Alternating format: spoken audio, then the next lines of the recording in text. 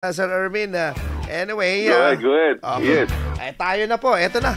Round 1 na po tayo ng ating pong ano po ngayon, discussion po natin. Unahin muna po natin po na pag-uusapan natin mga Quadcom. Uso ata to Sir Ermin ngayon mga Quadcom. Ay nako, sinabi mo. Alam mo this is a very dangerous precedent here. Never na nangyari yan na ang nag-investigate, nagpo-prosecute at ang judge, ang legislature. Yes. Okay, ang sinasabi nila in aid of legislation, hanggang ngayon, sa umpisa pa, wala silang sinasabi. Kaya yung pati yung pinasasampa ngayon ng Quadcom na kunyari na bill about making a heinous crime, yung EJK daw. Apo. Meron ng covered yun ng murder . There is a law already on murder, heinous crime. I-file na lang sa sa korte kung merong probable cause. Yung mga ginagawa nilang ganon, hindi nga dapat nila pinafile sa korte yung ganyang investigation . Kasi ang dapat ang tinitingnan nila kagad, pag in aid of legislation, there is an issue already, let's say the drug war. Yes. Okay, they should discuss exactly what are the issues around it. What prompted EJK? Yung mga ganon. That's what hindi yung who caused the order, who issued the order, what is the order. Malayo . Kasi doon nila malalaman whether the war on drugs worked or not. Ang approach is parang subjective, Sir Ermin. Hindi objective. Oo. Ang agenda kasi talaga nila is about attacking people na talaga . Yeah. They wanted to put down people na dapat ganito-ganon ang mangyayari kung sino accountable. Hindi naman ganon. It's the court. Yung ginagawa nila na, it's the court that is one. Pero sa palagay nyo, Sir Ermin, bakit ganito ang kanilang approach? Hindi sila nakafocus kung ano ang dapat na measures na gawin, kundi kung sino yung mga tao. So this is really highly politically motivated, Sir Ermin. It's clearly politically motivated. This is the reason they're not doing it any other way except this way. Pinuputirihan na nga nila kung sino mga resource persons . Tama. From the very beginning, alam minsan na. pinipersonal nila mga tanong. Pinipersonal talaga. Yung hinahabol nila ang kwan. Yung Pogo, no? Question ng Pogo. It was supposed to be who. Ang tanong dyan why it happened. Okay? Then makikita mo ang problema nandun sa Bureau of Immigration, nandun sa police, tinawag ba sila? Hindi. Ang hinahanap po sila yung mga personalities. Dapat from the very beginning, criminal ko na yun court na yun . Kaya sabi ko, ano ba itong ginagawa ng mga ito, takwan? Pero pipilitan talaga na ganitong gawin nila. Ay, nako, sabi ko. Para sigurong masabi na merong ginagawa. Hindi kaya, Sir Ermin? Hindi. Talagang ginamit. Kasi this is the first time you have what you call the Quadcom. It's the first time that committees sometimes joined, they have joined mga hearings, no? Based on particular issues that we've raised, no? On a particular law. Itong ginawa nila, Quadcom talaga, 4, Tapos lahat ng issues na mapasok sa isa sa community na yun, sabak sa ito kagad ng 4 na yung Quadcom. Hindi nangyayari yan. Ngayon lang, talagang nakaplano na talaga yun. Galing kay Speaker Romualdez na yan. Galing na rin kay Malacanang yan.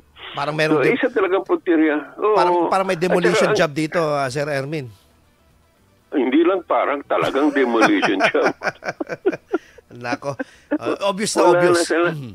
Wala na silang ginawa talaga kundi yung they're looking at their as resource persons, anybody from the Duterte administration. Yun ang ginagawa nila. So parang ano to kasi, tawag ito, trial by publicity na itong nangyayari talaga. It is trial by publicity. Yes. At, It is trial by publicity. Kasi yung sabi na nga ni Kwan ikaw na mismo nagsabi na nga, pati si Kibuloy na mismo nagsabi. Paano ka makakuan dito na sabi niya wala kang witness sa sarili mo, wala sa kabila. Puro isa na sinasabi naka-script sa kabila. Tapos sasabi sa'yo, ikaw guilty. It can never happen. That's why, ang problema nila dyan, ngayon, they cannot even send this, yung mga findings nila sa court, yung mga testimonies na ganyan, kasi they're all hearsay. Yes. Correct. Walang nangyayari dyan. Kaya, you are guilty by publicity kaagad dito. Wala na silang ibang interest, yun lang naman Yeah. At talagang dito naman, syempre, yung kukunin mo dito by emotion Pero ang korte naman kasi hindi naman nagdedesisyon by emotion Kung anong ebidensya. Yes. Kung anong evidence lang yan. Kung anong evidence. Kaya sabi ko nga, wala na kaloka. Kaya hindi na ako nanonood. Baka kailangan nilang i-reorient doon sa logic at saka ethics na na subject, Sir Erwin. Wala na nga Wala yan. It's all thrown out. All the rules were thrown out. Okay. Kasi basta gusto nila, sila investigator, sila ganito, ganyan. Ayun. Sir, anyway, napag-uusapan natin itong Quadcom committee na ito. Punchline! Pero ito may Quadcom na naman na nangyayari dito sa may Urdaneta City. Doon po sa inyo pong isang isinhulan. Ano po itong Mala-Quadcom sa may Urdaneta City po? Ibang pagkasabi ko, ang Quadcom applied yung Quadcom play na ginagawa sa Urdaneta. In other words, this is about the provincial board. Yeah. Ang provincial board, kung gumawa sila ng kaso, no? Supposedly yung about a Mala-Quadcom pala. Mala-Quadcom, Sir Erwin. Mala-Quadcom, ang ginawa nila. So ginawa nila naman palihim pa ng ganon. Hindi man lang tinawag yung mga resource persons kung sino yung mga kung kaganin si Mayor Paraino. No? Sabi niya, I was not even given a chance to defend myself. Iyan ang nakakatawa nun, yung isa lang yan, yung complaint. Abay, lumalabas tatlong complaint pala yan, sabay na magkasunod. Tinaming talaga nila kung kukumpute mo yung number of days ng suspension hanggang eleksyon. 1 year? Hindi, less than 1 year. Okay. Talagang tinama lang doon hanggang eleksyon, tatamaan siya hanggang eleksyon, hindi siya makagalaw supposedly. Yun ang kwan nila. Sabi ko, ano naman kalokohan itong ginawa nila na hindi naman nila naisip na dapat pinadisqualify na lang nila kung yan ang issue. Kasi kahit na sabi mong suspended yung mama, makakaikot pa rin siya Correct. Iboboto pa rin siya Yung baka mas dumami pang simpatsya. Exactly. Siya yung victim, bigla dito ngayon.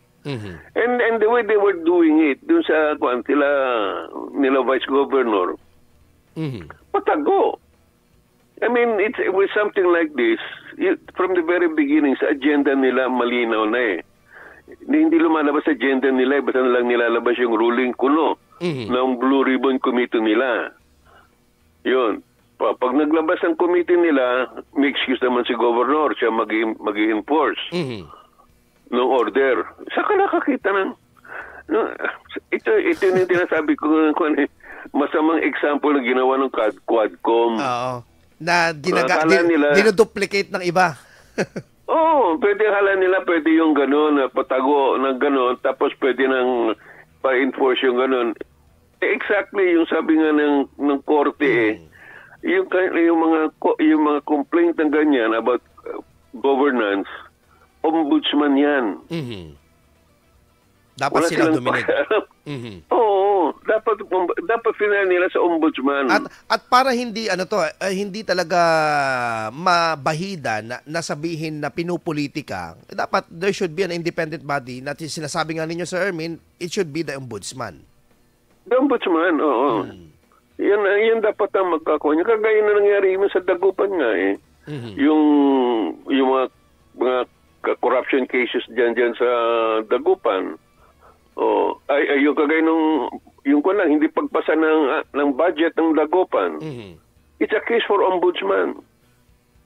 Yung mga ganun ba? Pero ang pagkaiba naman, hindi naman gumalaw ang mga administration. Hindi sila nagfile sa ombudsman. In this case, pinipilit nila na yung mga provincial board naman, pinipilit nila na under the jurisdiction yon. Dahil lang ang involved is city government under the provincial government. Ayun. Hindi ganun yun eh. Hindi ganun yun. Kaya ngayon, lalong pumapalpak ang kandidato ni Mrs. Gico dyan. Correct. Medyo dito, tawag dito. Siguro, yung political nila, strategies nila dito, medyo may problema. Oo. Hindi, ang atin lang dito kasi siyempre, wag nilang dihado naman yung tao na hindi man lang bigyan ng due process na tinatawag natin, Sir Ermin. Kung totoo nga yung tama nga yung kaso, ang problema nga, sabi na nga ni Judge, coordinator, from the very beginning, mali. Mali na. Mali na eh. Hindi sila dapat kung meron silang committee, it should have been a decision to endorse this to the ombudsman. Ayun. Kaso lang, idol nila yung mga nasa kongreso, Quadcom. Ay, nako, bating kako.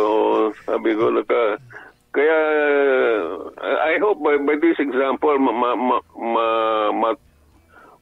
matutunan na rin ng mga provincial board. Hindi tataka ako, may mga abogado rin naman sa kanila.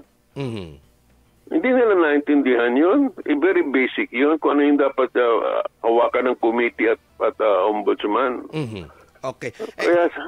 Anyway, sir, we are now touching the different na mga positions po dito po sa ating pong lalawigan. You talk about the test of accountability and transparency. First and foremost, dito po sa po natin po, pinakauna po dito in gubernatorial race. Papaano po ba natin matitimbang itong ating pong testing ng accountability and transparency, Sir Ermin? Well, actually, umpisa na ngayon dapat we should already ask questions. Hindi yung during the campaign period. Correct. No? Itanong na natin kung ano yung nakita natin parang questionable. No? Like in the case of the Gico administration, si Governor Gico. Okay. Maganda yung plano niya na magtatayo ng PLEX. Okay, yung expressway. Okay, yun.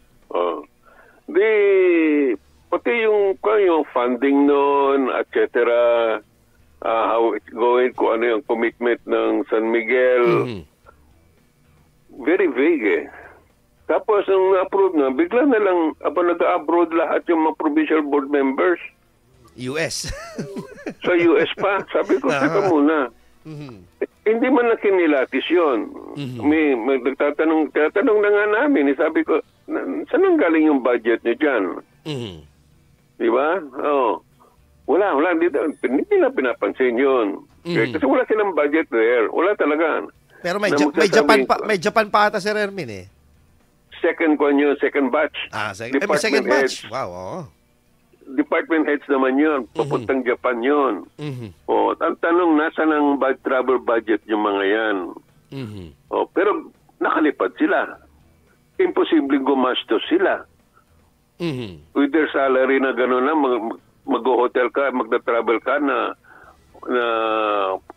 sa iyo lahat ang gastos, imposible lumakad sila mag-isa. Nasabay-sabay?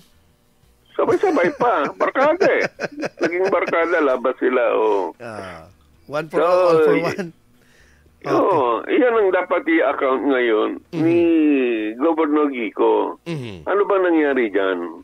Okay. Kasong problema, Sir Ermin, hindi ko lang alam kasi syempre, tayo may mga pinapadala rin tayo mga reporters doon pero ang natin dito, hindi katulad kasi dati na talagang pinapatawag lahat ng media, kaalyado man hindi, welcome para sabihin kung ano ang kanilang yung mga press releases.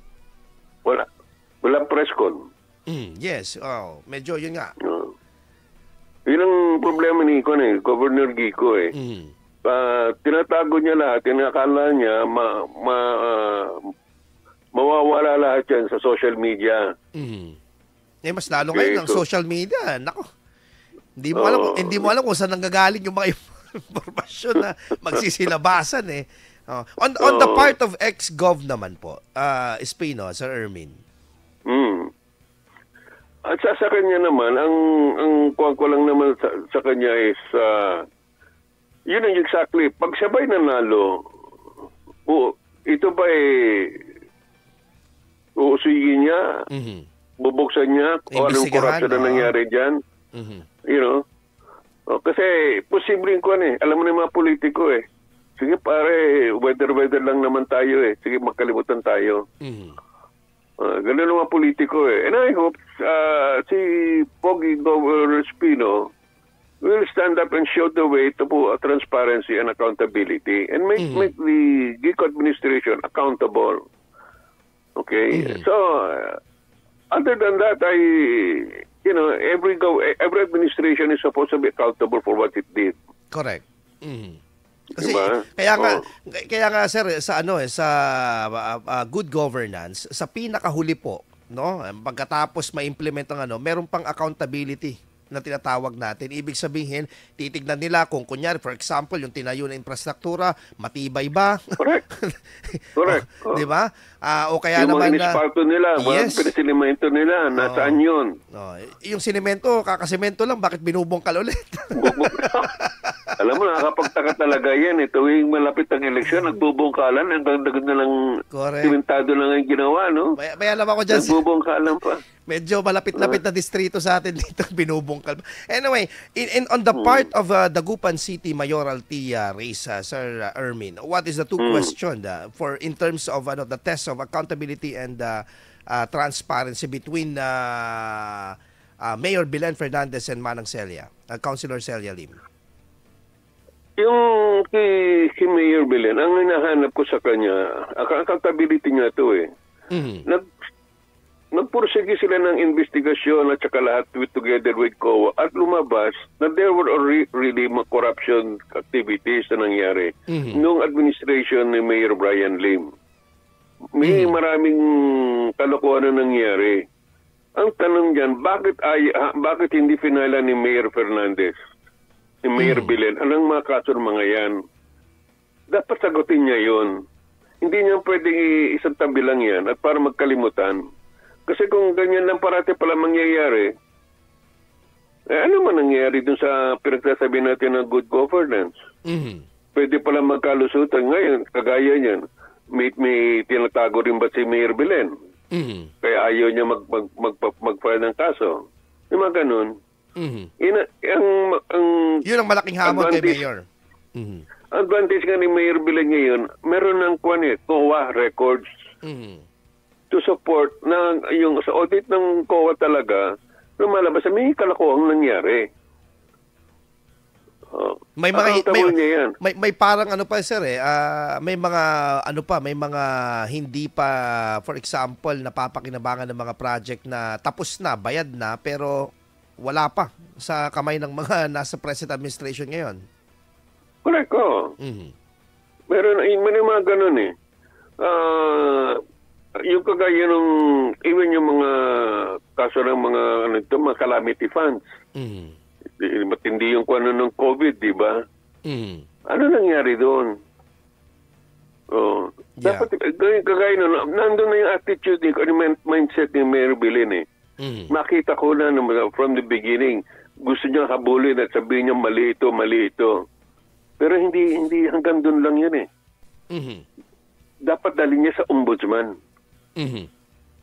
At sila magsabi na ganito ang nangyari dyan. Because there is a probable cause. It's a probable cause talaga. And recorded eh. Yeah. Walang hearsay dyan eh. May mga dokumento. May dokumento lahat yan eh. Mga pagka yung nakawan eh. Pati yung mga delivery ng equipment. Yung mga ganon. Kitang-kita eh. Pati yung awarding of scholarship na nangyari dyan. Nagkalwendang-wendang kasi kahit hindi taga-Dagupan, binibigyan ng scholarship. Siguro anak ng barkada. Yung mga ganun. Yun lang. Aha. Oo, mga kabarkada. Pero the last time that we interviewed si Mayor Belen, ang napapakamot ulo siya yung ito nga, yung disaster risk reduction management, talagang kailangan ng pondo pero wala, nakabinbin. Kaya nga po, ang bilta naman natin dyan kay Councilor Celia Lim. Siya ang nag-file ng magiging mayor ng Dagupan. Yes. Accountability niya dyan. Ano bang ginawa mo ng konsehal ka? Bakit mo pinapayagan ng mga kasama mo na binablock mo lahat yan? Di ba? Tapos ang tanong sa kanya, dahil mainit ang nagiging personalan ng politikan nyo, ikaw ba, Councilor Lim, ihinto mo lahat ang programa naman ni Mayor Bilay kung manalo ka? So, yun ang mga issues ngayon na dapat linawan na habang wala pang kampanya. Kasi pagdating ng kampanya, puro wala nang pag-iisip ng nangyayari dyan. Puro propaganda na lang, bayaran, abutan ng grocery. Kaya ngayon, dapat ngayon pa lang pinag-uusapan na. Parang yun na yung tunggalian, sir, yung dami ng pwedeng ibigay at makuha, hindi na idea, at saka yung long-term solution. Wala nga parang whether nga ang talagang nangyayari dito, kaya walang accountability. Yeah. Ngayon, kung sakali man na manalo nga si Councilor Celia Lim, okay, at may makita rin siya, may mga kalokohan nangyari doon sa City Hall under Mayor Belen. Siya ba magkakaso naman sa ombudsman o hindi? At kung nagkaso ng ombudsman, di binigyan niya ng leksyon si Mayor Belen. Correct. So itong mga talagang test of accountability na po natin, transparency sa mga tumatakbo. Yan ang walang nawala all this time sa atin. Kaya yung sinasabi nilang freedom, democracy, etc. and all that, hindi ibig sabihin na pwede mong gawin lahat. Yeah. Hindi absolute. No, may sinasabi nila, you have to be accountable. You have to be accountable. Alam mo yun lang nga nakita ko maganda nga doon sa President Duterte noon . Akong bahala dyan, akong sagot. Yung ganun. Yung parang hindi kita ilalaglag. Hindi kita papabayaan. Hindi kita ilalaglag, pero basta tama lang ang gagawin mo. Correct. Yun ang sinabi niya. Dito wala Wala nagsasabi na ako ang... No one dares na sabihin yon kasi talagang bahala kayo sa buhay niyo. Talagang ganun ang nangyayari nga . Lalo na dahil because of this practice, nagdadagsaan na mga artista ulit. Yun lang. Akala nila, basta ganun na lang pwede silang, umandar ng kahit paano, parang sa kala mo, sa shooting nila, o kamali shooting, o sige, so bukas, gising ng maaga, pating ka ay, nako. Idadaan lang sa budots, mga ganon. Anyway, Sir Ermin, magbabalik tayo. Break lang muna tayo at medyo papasarap ng usapan natin. Mamaya pag-usapan naman natin itong recently talagang pinag-usapan, naging viral na video ni VP Sara. At talagang napikon ata itong Malacanang at lalong na si PBBM. Pag-usapan natin yan sa ating pagbabalik. Dito lamang siyempre sa ating pong istasyon, Idol. Punchline! Punchline! IFM News. Junior at Idol Mark Espinosa. Punchline. Round 2 na tayo, Idol. Ng ating pong punchline. Kasama pa rin natin Sir Ermin Garcia. Sir Ermin. Okay. Un-Filipino, inappropriate. Ito bang ginawa daw ni VP Sara? What is your inyo pong opinion po tungkol po dito? Yung mga salita ni Vice President Sara, Yes. kung aalisin mo lahat yung political motivation behind it na ginawa sa kanya, talagang inappropriate talaga yung salita niya. Mhm. Pero kung titignan mo naman kung bakit siya napikon na at naging personal na, kasi ang lumalabas ka, pinipersonal na siya eh. Mhm. So, ano yung panlaban nga naman niya sa City Hall pag ganyan? Ibig sabihin, Vice President lang siya, may presidente. Ano ang laban niya sa presidente? Correct. Okay? Ang gumagawa ng kalokohan dyan, si Speaker Martin Romualdez. Mhm. Okay, yun. Pero may basbas ni Bongbong Marcos. Kaya ang sinabi na niya yung na-shock din ako, nabigla din ako nung nabasa at narinig ko yung sinabi niya eh. Natatanggalan ng ulo. Ng ulo, tapos uhukayin, tatapos sa West Philippine Sea, iba yun. Mhm. Yeah. There is a threat, Okay. parang ganon na ano. Oo. So, naging personalan na, dumating na sa puntong ganon. Ang nakikita ko na lang, ang ibig sabihin lang nun, sige, gusto niyo ng personalan, sige, dito tayo. Yun ang ginawa ni Sara. Mhm. So parang gumamit lang si VP Sara ng language na dapat maintindihan nila. Maintindihan nila talaga na diretso Mhm. sa kay President Marcos. Mhm. Yun ang message kasi hindi siya tinatantanan eh. Kahit na sinabi na niyang sa COA na kayo magtanong kasi nandun ang mga sagot. Mhm. Ayaw pa rin. So ano ibig sabihin? Gusto siyang litisin, gusto siyang pahiyain doon sa COA hearing na silang namamayagpag. Mhm. Sila lang. Yun lang. Kaya nga ngayon hawak nila yung mga witnesses at saka yung mga di umano may script daw, Sir Ermin. Obvious naman may script eh.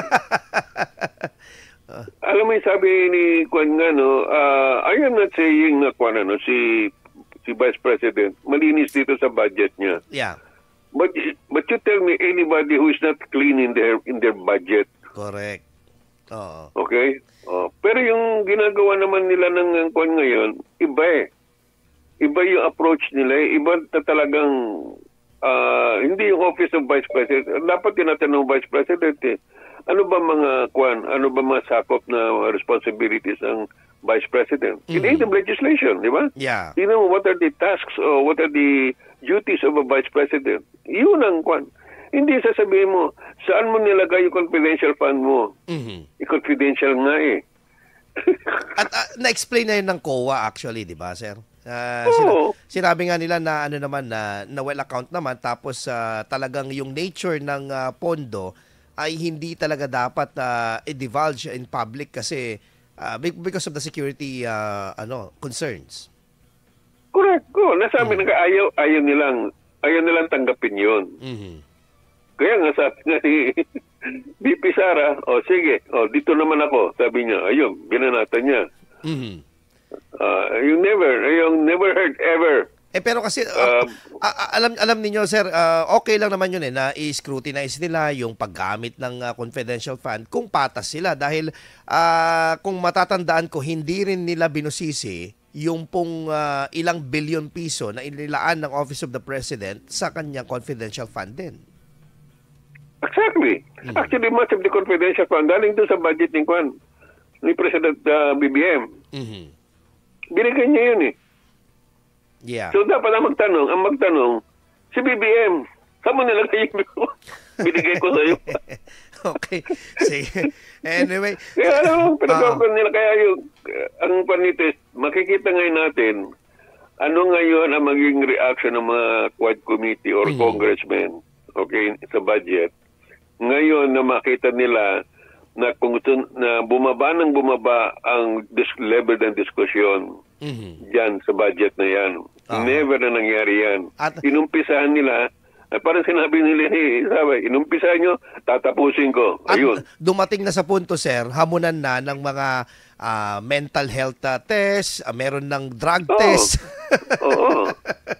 Andyan na Siyempre, sila. kayang-kaya ni Kwan yun. Ni BP Sarang gawin yun. Yeah. Lahat nga pakwan na lang yun eh. Ang bantayan natin ngayon, yung kung talagang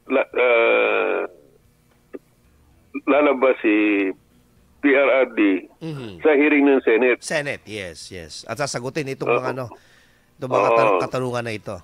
Okay. Yan ang kwan dyan. So, tignan natin. Tapos yan, maihinto na yung hearing ng budget dyan. Abangan ang susunod na kabanata. Punchline. Okay, anyway, bago matapos to, sir, this coming weekend, we will going to commemorate yung mga loved ones natin, syempre, sa darating na undas. May mga talagang pag-alala. One of your, dito sa column po ninyo ay nireminis ninyo itong inyong bunsong kapatid. Tama po, si Ma'am Karina. Oo.